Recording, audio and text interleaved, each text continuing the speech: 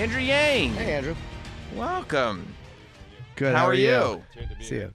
Yeah, you have. I feel like you've been all over the place because starting a third party is not the easiest thing to do in these United States. Yes, third party time. It's about fucking time. Yeah. Yeah. I don't suppose we're. Oh, look at this. We're on air. We are. Pull your mic a little closer. Just a little bit. There you go. That's funny. Yeah, starting a third party. How much? At what point did you go? I have to do this. I wrote a book as soon as I came off the presidential trail, and running for president, I had zero time to actually process or reflect.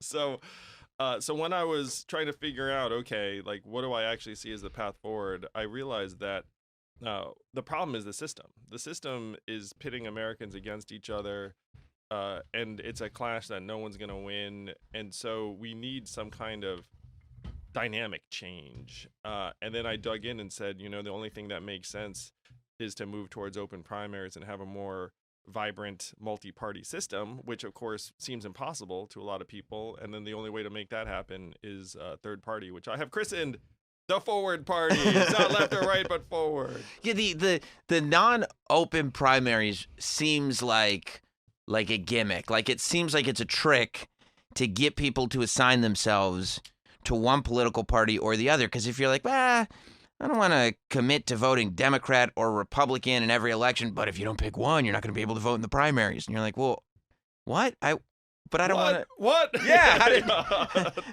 How does that make any sense whatsoever? It's literally the ultimate gimmick where this closed party primary, I can't tell you how many people have come up to me and just say, hey, I registered as a Republican, I registered as a Democrat just so I could vote. It's like, right. like I don't have deep affection for the party. And the fact is right now, independents outnumber Democrats or Republicans 2-1. So if you're an independent, they're the most of us.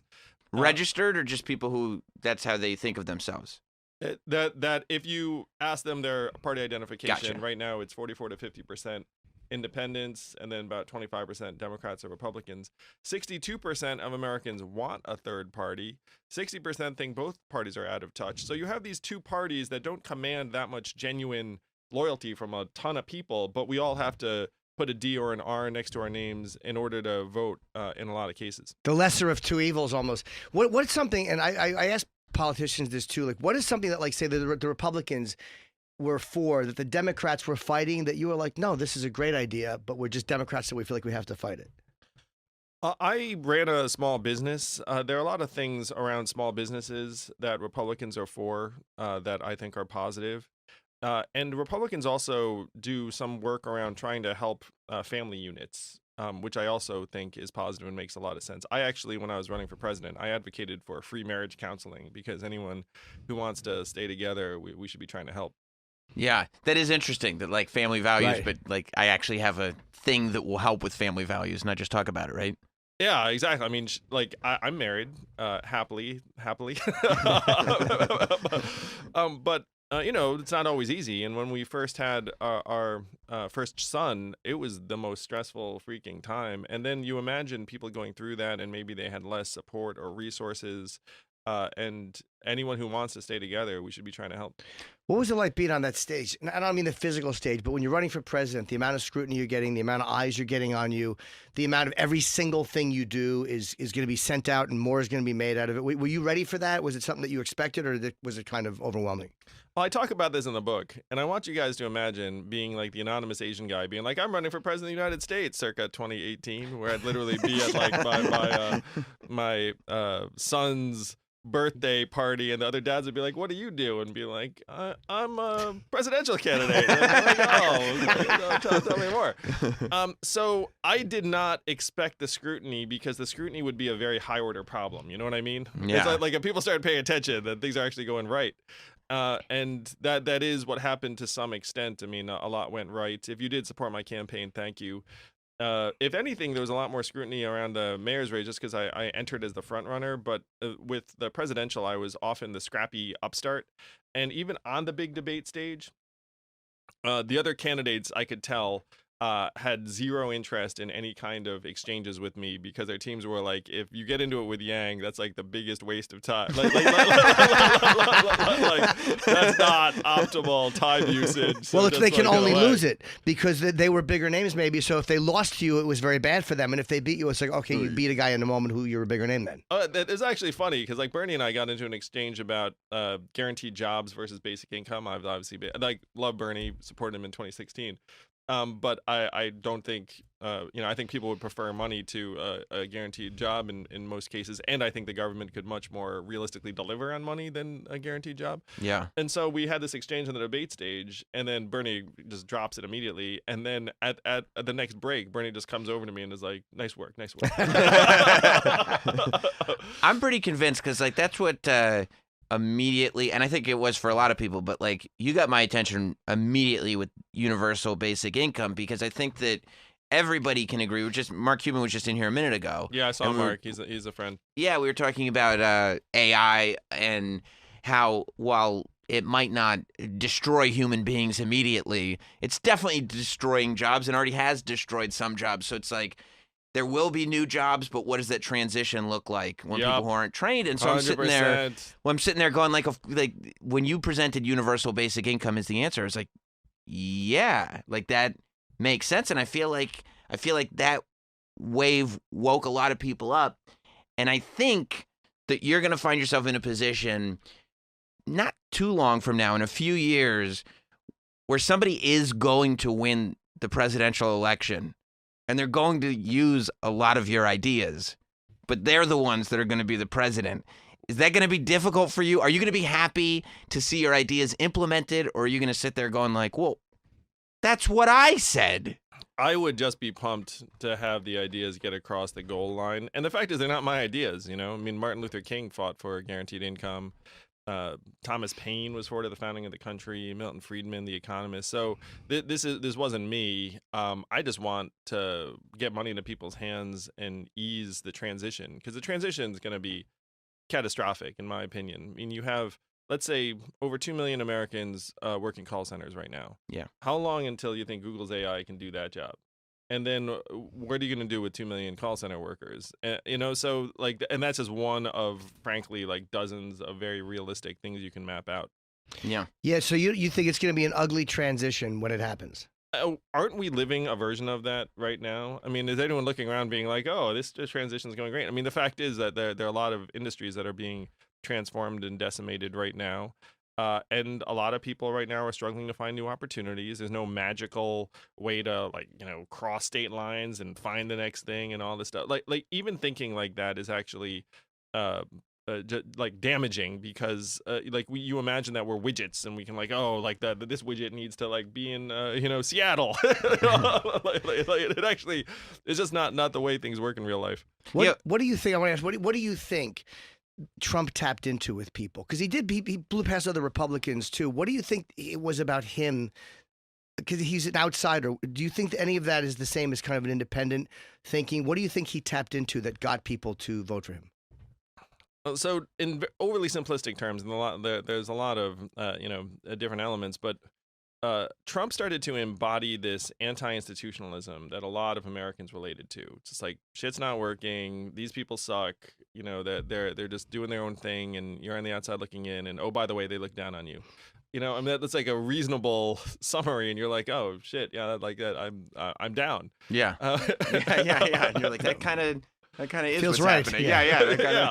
That kind of passes the mustard. Yeah, and then the Democrats are now in this situation where they're sort of defending these institutions, right? That, by the way, do have legitimate problems. Like you look at them and you're like, oh, this stuff's not exactly humming.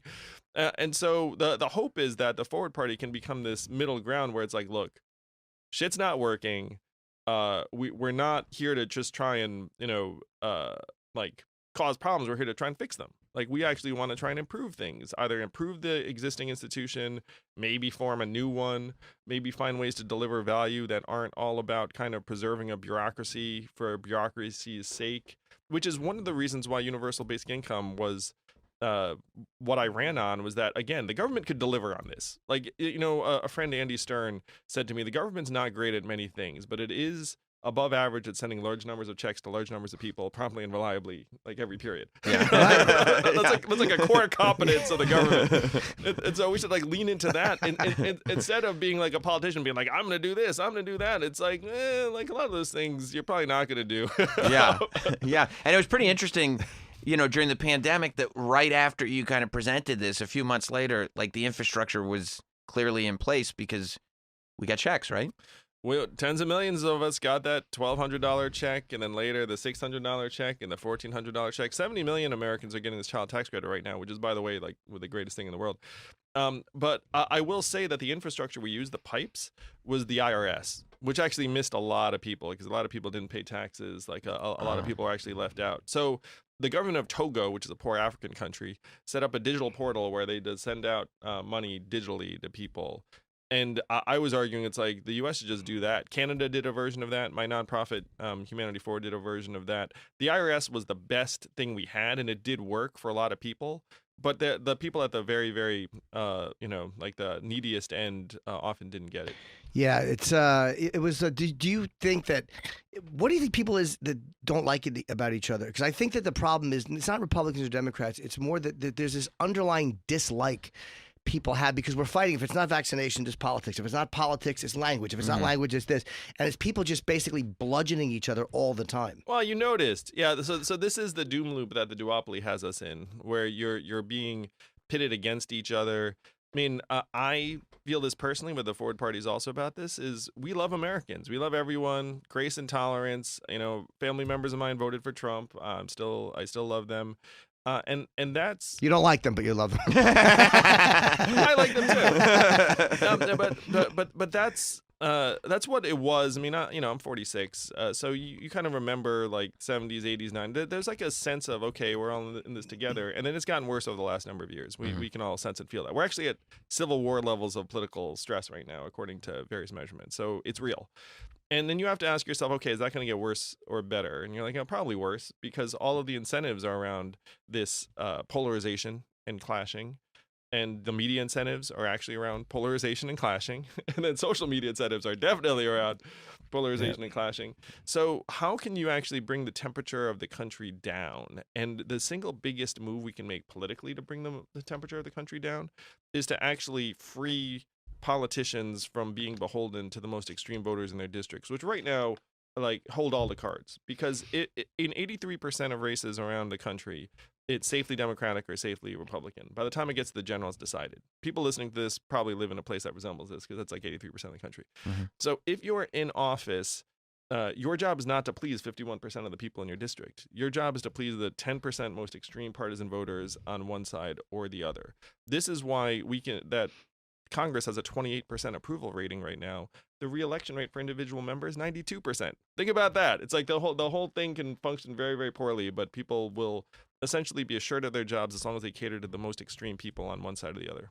That's the incentive problem that we have to fix. Yeah. Right. On his way out, Cuban said that we should push you on ranked choice voting. Like the idea that is there any way to do this without political parties at all? Like instead of having three, not be reliant on this system that was party involved? Ideally, we should have lots of parties. So you probably need some kind of organizing principle or team. If you have 435 legislators in a room, if like you had like 435 teams, you'd be like, well, this is kind of a mess. Yeah. So there needs to be some kind of coalition building. But if you look around the world, the UK has 5 parties, Sweden has 8 parties, Netherlands has 18 parties. And that's a better system, because then you have different points of success or failure. You have different people coming together. The founding fathers hated parties, hated factions, and if they woke up and saw that we had this 2-party system, they would say, what the fuck are you guys thinking? Because this is literally like a nightmare come to life for them. And then now we're living a version of that nightmare, and then everyone's looking around and be like, well, I guess this is it. I mean, I'm an American who will not accept that we're just going to allow ourselves to sink into civil war and the rest of it. And the first time I voted in my life was for Ross Perot. because Yeah, again, he felt 92, the different. Reform Party, yeah. But he kind of fell apart at the end. It was unfortunate. I wonder if that hurted the idea of a third party because he had, I think 17% he got. 19.3. 19.3. There you go. It's like I looked You that remember? up. but you know what I mean? Like, do you think that hurt independent parties a little bit when he kind of fell apart and people went, oh, you see, this can't work? I mean, the duopoly has set the stage where it's very, very hard for a new party to emerge. With closed party primaries, by the way, being the most obvious way that they made it like impossible for a new party to emerge. So Ross Perot's Reform Party really did light a spark. It did not continue, in part because Ross himself pulled back afterwards. I guess he didn't love the experience of Right. Running for president. And so it's going to take a sustained effort. But I will say that if you look at the numbers, 62% of Americans wanting a third party is the highest anyone's ever seen. And if you're an entrepreneur, as I am, and you arrived at a marketplace and there were two companies and then 62% of people want an alternative, you'd be like, oh, I guess I should start that. Yeah. And so the energy is higher now than it has been at any point in history. Did you have a period at all, like, you go through the presidential election, and it's, it's a presidential election. It's not the easiest thing in the world. And then you're like, you know what? Let me dip my foot into this mayoral race. And it's like, look at this guy. Look how many bananas he's got. Look at this idiot. Like, it was tough. Is there a moment where you go, I got to get out of the public eye? I don't want to do all this. Well, again, I was an anonymous dude walking the streets. Right, that's what I mean. You know what it's like to not 3 years ago or yeah, something have like people that. dissecting you. So then I got it into my head. I was like, you know what? I think I can really help America if I explain what's going on with the economy and explain the big solution, universal basic income. So I do that. I get millions of people behind me. I become something of a thing. And then you're like, okay, now I'm a thing. Like, what am I going to do with this thing? Like, I should try and do something really positive. It's like, I'm going to help New York City. Let's do that. And then, that campaign didn't win. And so then it's like, okay, like, I can still help. Like, what's the biggest problem? And again, like, I wrote this book over the course of last year, and it's about my experiences running for president, but it's also about the polarization in the media and social media, and it's about how we can fix things. I'm going to make an announcement here on this show that might shock people, and probably wouldn't. I was going to start the Forward Party, win or lose. Like, if I was the mayor-elect of New York City, I'd be like, hey, guess what? You just elected an independent mayor. Let's do this thing. Really? Yeah. That was happening. Because I wrote this book last year. It's like, The book was already written. You can't let a good book go to waste. Yeah. It's like, because I concluded, okay, this needs to happen. How can I make this happen? Oh, you were going to change it from the inside. Plan A was like, hey, what's going to put this party on the map in an enormous way immediately? Mayor of New York City is like, hey, guess what? Unfurls the forward banner. It's like, we're going to do things a little differently, and then we're going to try and make it so that it's not like, all one party line. And if anyone else wants to join us around the country, let's do it. So I was going to do it no matter what. That would have been awesome. Yeah. That would have been great. That really would have upset people, too, and it would have been perfect. Would have been perfect. What do you think of Tulsi Gabbard? I like Tulsi a lot because she seemed to be someone who also wasn't such a slave to one party's ideals. Like, she was willing to look at other ideas from another party. All right, so I'm going to, and this is a little bit in the book, but when you run for president, you're literally just shooting the shit with the other candidates in like that Iowa Union Hall or that New Hampshire political meeting. And so I've been around Tulsi a lot. You know what I mean? Like, and her husband Abraham, who's her photographer, great guy. They're freaking Hawaiian. Mm-hmm. So like, so you're literally just like chilling with them and like on the back. And so like, like Tulsi and I are very friendly. We text on occasion, and she had a very independent voice that attracted a lot of people, and in part because people are so sick of like the stagecraft and the machine, and you can sense when someone's not a product of that.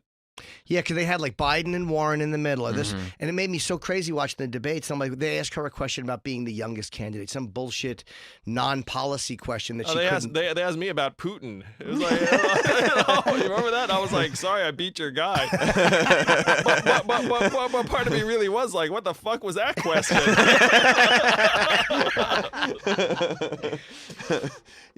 Yeah, you kind of know when it's like, oh, I think I see what this is now. I think I see you know. Well, I talk about it in the book. Yeah. Like that. There is like, the thumb being put on the scale, like, all the time. And then if you're the candidate, you're like, like maybe that wasn't just unintentional. Like, Right. Maybe that's not like coincidence now that it's happened to me 8 times. It should be random the way they put people. I mean, I Or would just have have thought all random. good questions All for good people that are questions. appropriate for the people they're asking. Like, is that crazy? Yeah, exactly. I was like, yeah, because certainly Yang on Russia is what what the people came for. I love that you didn't you speak to Shane Gillis too? Didn't you talk to Shane or have a conversation with him? Yeah, I did. I love that you did that because it seems like you're a forgiving person. Like, you're not like a complete language cop and like You somebody understand said, human beings are human yes, beings. and like that we don't have to crucify a guy because he said something that we didn't like. I say this in my book in a chapter. If you captured the worst 5 minutes of any of us, we would look like utter shitheads / abominations. Yeah. You know what I mean? Yeah, that's the name of my new special, by the way. And so like us, tearing anyone down for like bad moments or whatnot. I mean, like it doesn't lead us anywhere. Again, one of the tenets of the Forward Party is grace and tolerance. Like we're all human beings, we're all Americans. We should just get used to each other, and not be afraid to sit down and have a conversation. Like I sit down and have conversations with people I don't agree with, and people are like, oh, you sat with this person. It's like, since when does one like somehow endorse every idea that a human being has after having a conversation with them? It doesn't make any sense at all. I saw you in a room with Tucker Carlson, and I was like, that's gonna piss some people off. He's in a room with Tucker. I was in a room with Tucker, and then I exited the room, and I was still more or less the same human as You I was. were. You weren't infected. You weren't. One-on-one, cast a people are spell different. upon. Like, it's harder to vilify somebody when you're actually sitting down and talking to them because you realize, like, yeah, they're kind of the same as most people I know. Well, that's something that you all have experienced too, is because we're now in an orbit where you interact with people as human beings, and then you see them getting dragged in the press or something, and you're like, oh, I know that person. Yeah, better them than me. or most of the time, I'm like, that's not fair. Yeah. I mean, that's what I think. Yeah. Was there anything that you got? I don't want to say dragged for, but the stuff that would go viral for you, or the criticisms that would come after you. I'm not talking about anything policy based. I'm talking about the little like moments here and there that people would be like, oh, look at this. Oh, look at this. Look at this. Was there anything that shocked you that you were like, I don't even realize that I did that, and I can't believe this is a story?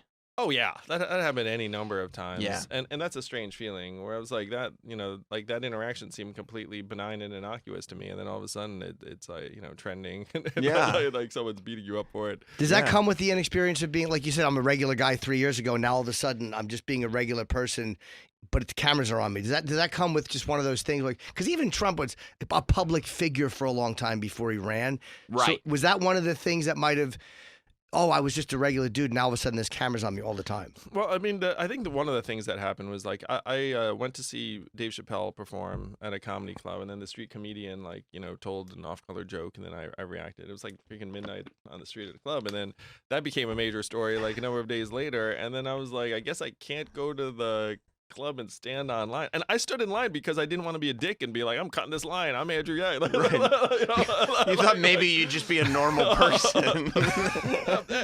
but then like the incentives around it are like, oh, I guess like I should have a staffer with me whenever I leave the house, I guess. And if you're a professional politician, you wind up really getting programmed. And here's the worst part, the dynamic of it, and I talk about this in my book, is that you have a dozen people around you who theoretically work for you, but they're just telling you what to do all the time. And you know what the staffer lives in fear of? You saying something stupid.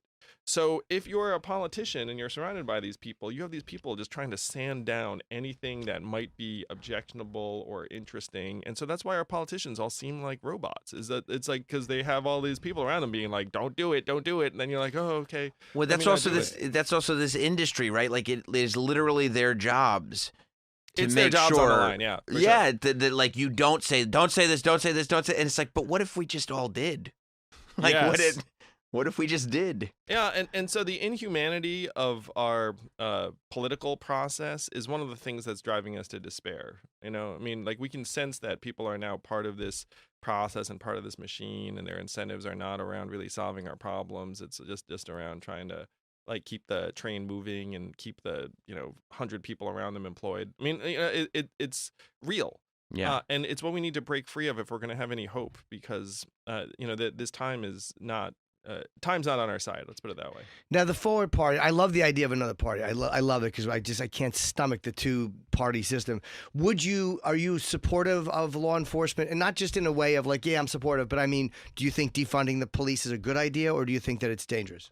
Well, I'm very clearly on the record that I think defunding the police is not the right approach. But I will say the forward party is not taking strong stands on a myriad of social issues that people have different opinions on, because our focus is on breaking up the duopoly.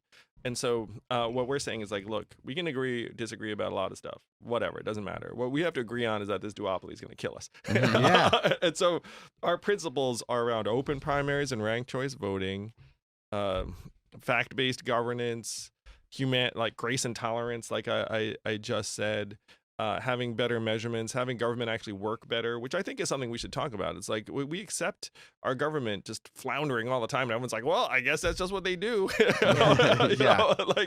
And then no one's really accountable. Like I want government to work as well as our freaking, like bank's mobile app. Right. Yeah. Is it crazy that the government should be as functional as Amazon?